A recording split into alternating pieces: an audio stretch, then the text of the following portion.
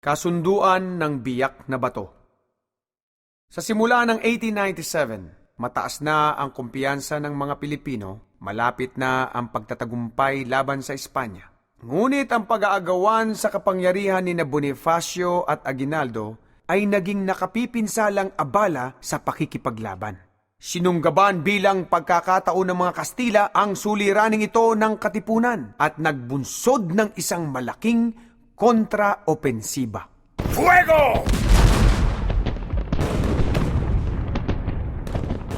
Sa kalagitnaan ng taon, nawala ng mga revolusyonaryo ang halos lahat ng mga teritoryo nila at pinag-uusig sila sa iba't ibang lalawigan.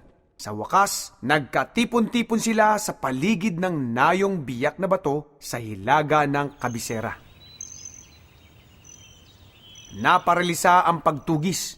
Hindi mailigpit ng mga Kastila ang mga revolusyonaryong nagkukuta sa mabundok na kaparangan. Hindi rin makapagbunsod ng malawakang pagkilos ang mga revolusyonaryong dahil sa maraming kalabang nakaabang.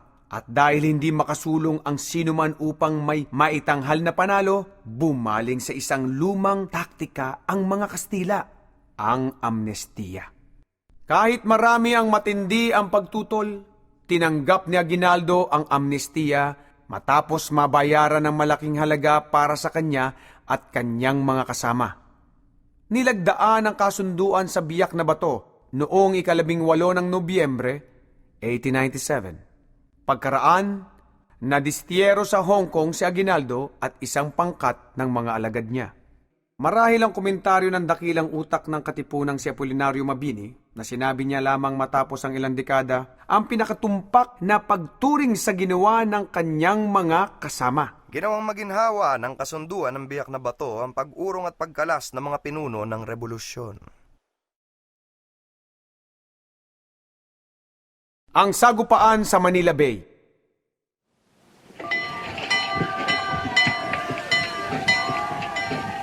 Ang silakbo ng digmaang Kastila-Amerikano noong 1898 ang nagbukas ng landas ng pakikialam ng Amerikano sa Pilipinas. Pinalalawak noon ng Amerika ang impluwensya nito sa politika at ekonomiya ng labas ng kanilang bansa, tulad ng naging estilo ng imperialismo ng malalakas na bansa ng Europa.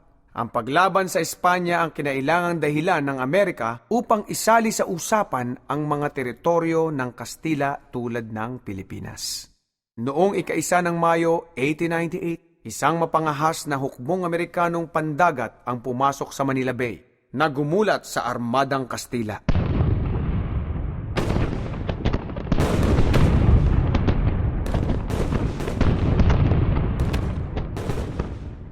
Pagsapit ng tanghali, natapos ang digmaan. Sa opisyal na ulat ng komandante ng nagwaging mga Amerikano, si Commodore George Dewey, inilarawan ang pinsala sa Armadang Kastila.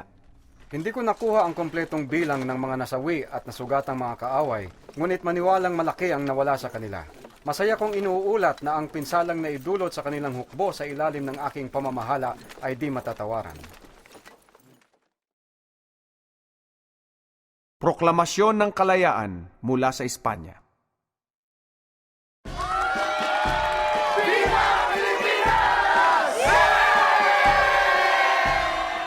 Ang pagpasok ng mga sundalong Amerikano sa Pilipinas ang naghudyat ng pagbalik sa bansa ng nadistierong pinuno ng himagsikan, si Emilio Aguinaldo.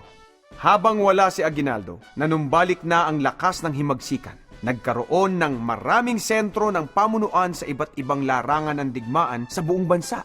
Nakita agad ng mga Amerikano na magiging kapaki-pakinabang nakakampi si Aguinaldo kung maibabalik niya ang otoridad sa lahat ng puwersang revolusyonaryo sa bansa.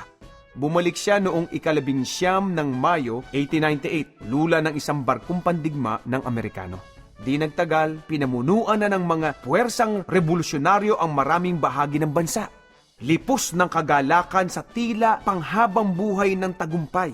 Marami sa mga pinuno ng revolusyon ang nagtipon sa tahanan ni Aguinaldo sa Cavite noong 12 ng Hunyo 1898. Iwinigayway ang pambansang bandila mula sa balkonahe habang tinutugtog ang pambansang awit sa unang pagkakataon.